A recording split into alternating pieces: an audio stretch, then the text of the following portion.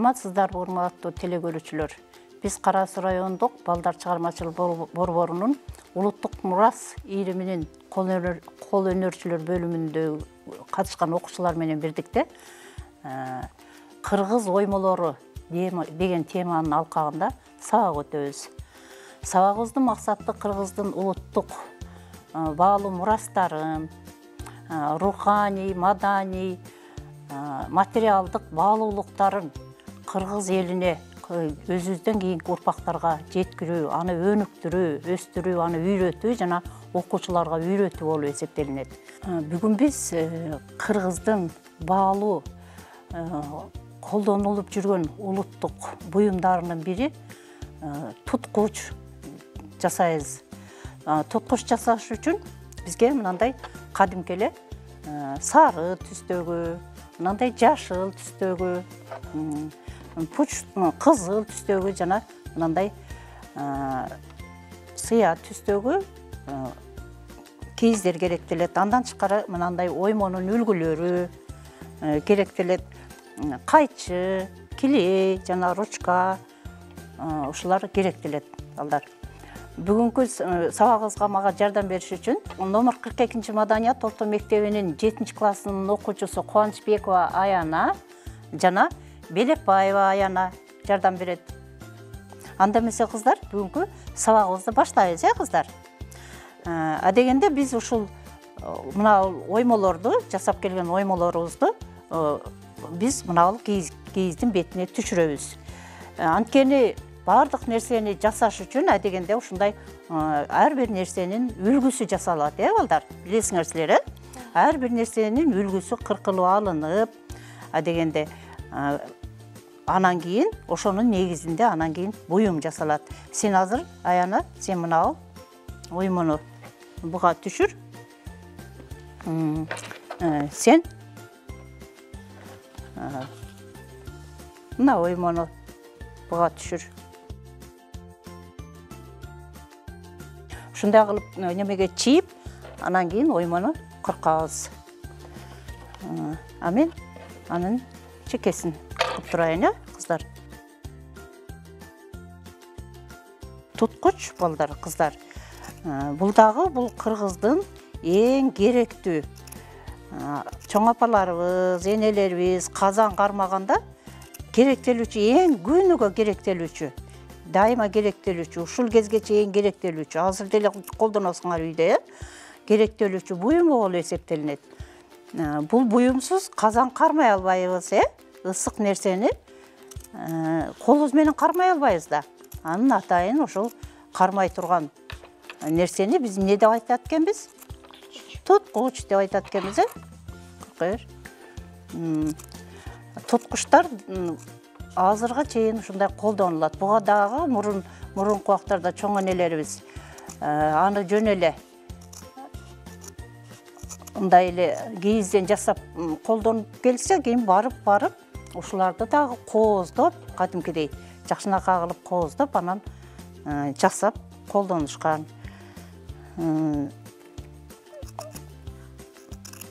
Аяна, сен ким болгон келет? Мен келечекте мугалим болгон келет. Мугалим болгон келет. Сен ушу кол өнөрчүлүккө эмне үчүн катышып атасың биле? Кол өнөрчүлүк кружогуна. Мен кол өнөрчүлүк кружогуна катышканым кыргыздын улуттук буюмдары, кыргыздын ушундай улуттук буюмдарын жасагым келип. Кызыгат экенсиң, Кызыгат экенсиң. Сен ошондой улуттук буюмдар жасалган музейлерге бардың беле, Аяна? Ооба. Сен ошол кол өнөрчүлүккө катышып атып, эмнелерди үйрөндүңөр? Кимиң айтып бере аласың? Мен кол өнөрчүлүктө көп нерсени үйрөндүм. Кыргыздын улуттук кийиздерин жана кийизден көп нерселерди жасоону жана өзүбүзгө керектүү буюмдарды жасоону үйрөндүм. Ушуну сен колдонуп атасыңбы? Нелерди колдонуп атасың, Аяна? Ушу өзүң үйрөнгөнүңө. Мен үйдө тайнемдин туулган күнүндө дагы ушундай кийиздерден белектер жасап бере алам. Кичинекей сумка жасаганын көрдүм эле, сен? Сумка дагы. Сумка. Кошелок. Кошелокторду, кичинекей жасаса болот кыздар,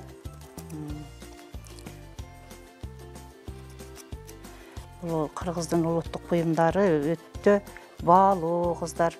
Муну эч качан жоготпошубуз керек. Биз буюмдарыбызды, салтыбызды, каада салтыбызды, үрп адаттарыбызды ошону менен биз элбиз да.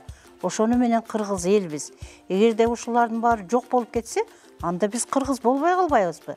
Ар бир улуттун өзүнө тиешелүү ушундай жакшынакай эмнелери болот экен, буюмдары болот экен, өзүнүн каада салттары болот экен, өзүнө тиешелүү аспаптары болот экен, өзүнө тиешелүү ар түрдүү мынандай оюм чийимдер, мисалы үчүн ушул оюм чийимдер биздин кыргыз элинде гана бар да. Мисалы үчүн өзбек улутундагыларда, аларда башка, аларда мындай оюм чийимдер жок. Казактарда да, казак улутундагыларда дагы бар, бирок бизден бир аз алардыкы мындай көңүл коюп карап турсаңар, алар бир аз башкачараак. Кыргыздын кыргыз экенин сакташ үчүн сөзсүз ушундай буюмдар, элдик буюмдар, каада салт, кийим кече, музыкалык аспаптар, тилибиз, ушулар болбосо биз анда кыргыз болбой калабыз кыздар. Ошон үчүн муну биз көздүн карегиндей сактап, муну дагы өнүктүрүп, мындан ары дагы өзүбүздөн кийинки муундарга, кичинекей өзүңөрдөн кийинки сиңдилериңерге, силерде кийин чоңоюп үй бүлө күткөнүңөрдө өзүңөрдүн балдарыңарга, кыздарыңарга силер дагы үйрөтөсүңөр. Мен дагы муну өзүмдүн апаман үйрөнгөнмүн, эжекелеримден үйрөнгөнмүн. Мен силерге азыр мен силерге үйрөтүп атам. Силер дагы өзүңөрдөн кийинки урпактарга үйрөтүш силердин дагы кыздар милдетиңер. Ошон үчүн биздин парзыбыз болот. Ар бир кыргыздын өзүнүн ушундай нерселерди өнүктүрүү биздин парзыбыз болот кыздар. Аны унутпашыбыз керек.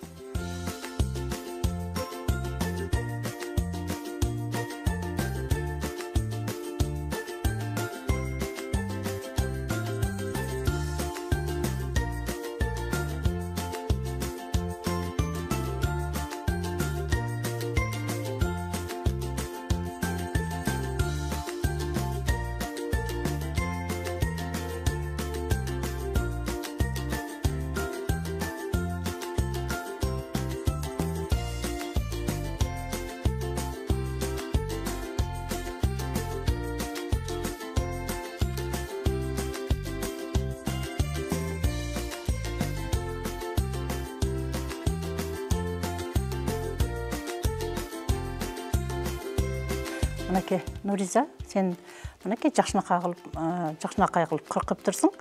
Жакшы азамат тегиз кыркылыптыр. Буну оймолордо дагы тегиз кыркпаса, өзүнүн көркүнө чыкпай калат, Бул оймонун аты Манасчы деп аталат. Кыздар, бул Манас айтып отурган элестеткиле, мына башына калпак кийип, Манас айтып отурган бир аксакал, чоң бир кишиге Манасчыга окшоп турат, Байкадыңарбы?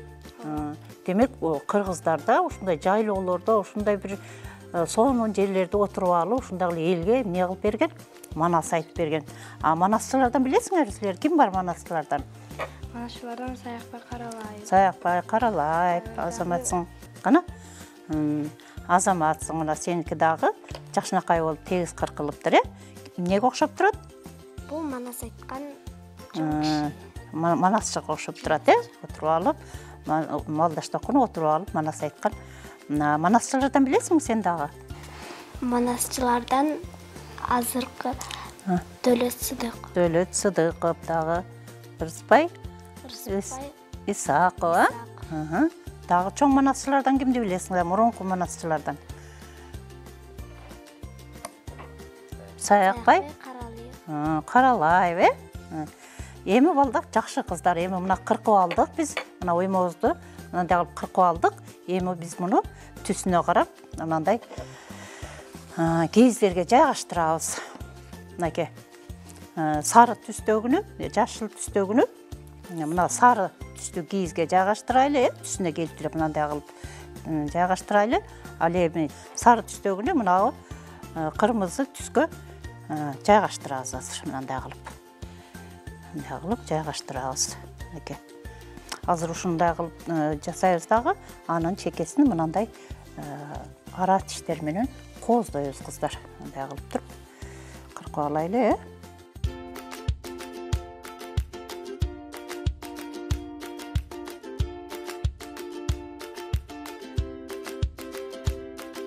Бул кол өнөрчүлүк сабагы, бул аябай өтө пайдалуу кыздар.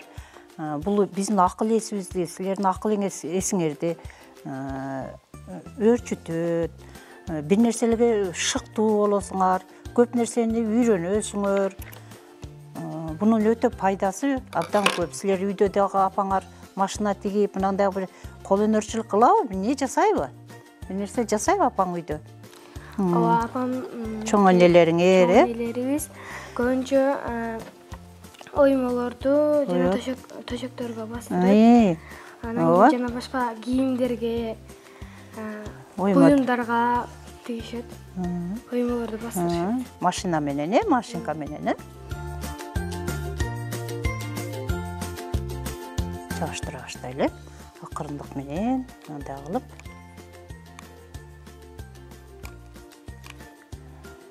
Жабыштыра баштайлы.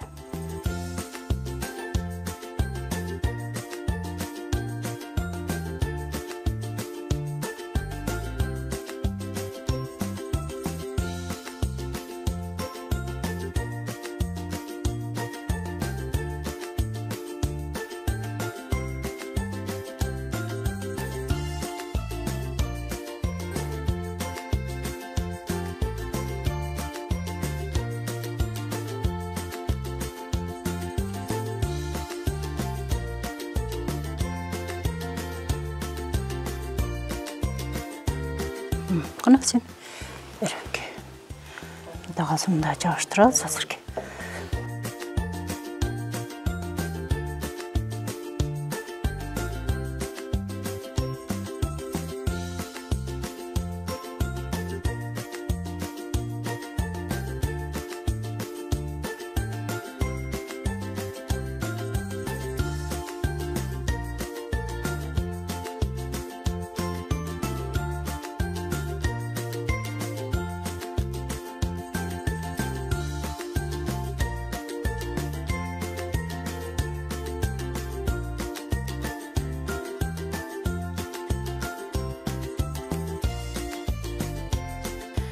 Көрдүңөр кыздар, мына сары түс менен мына кырмызы түс жакшынакай жарашып турат, Ал чекесин болсо, кандай түс менен колуп атабыз?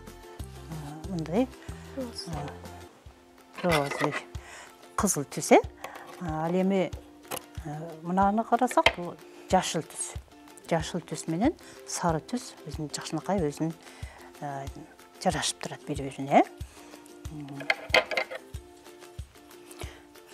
Түстөрдү дагы албетте тандай билишибиз керек кыздар.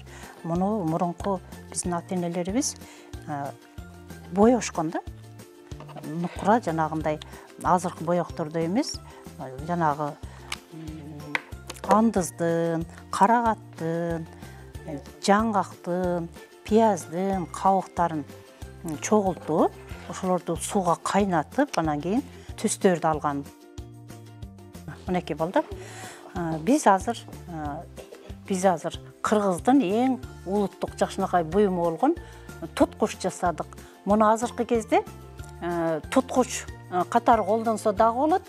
Анан столдун үстүнө чайнектин түбүнө кое тургандагы жана клеенканын үстүнө коесуңар го, ошондой кылып коюп туруп чайнек койгуч кылып пайдалансаңар дагы болот. Азыр бул аябай кеңири колдонулат балдар. Бул ар түрдүү нерседен жасалат. Жыгачтан да жасап алышат чайдын түбүнө койгонго. Ал эми бул туткуч сөзсүз бир кийизден гана жасалат. Бүгүнкү сабак жактыбы кыздар? Сабак жактыбы? Жакшы. Анда эмесе балдар, силерге дагы жакты деп ойлойбуз. Ушундай кийиздер базарда сатылат, магазиндерде сатылат. Силер дагы үйгө ушундай кылып жасап алсаңар болот. Силер дагы жасап алгыла. Ушуну менен сабагыбызды аяктайбыз. Саламатта калгыла балдар. Саламатта калгыла.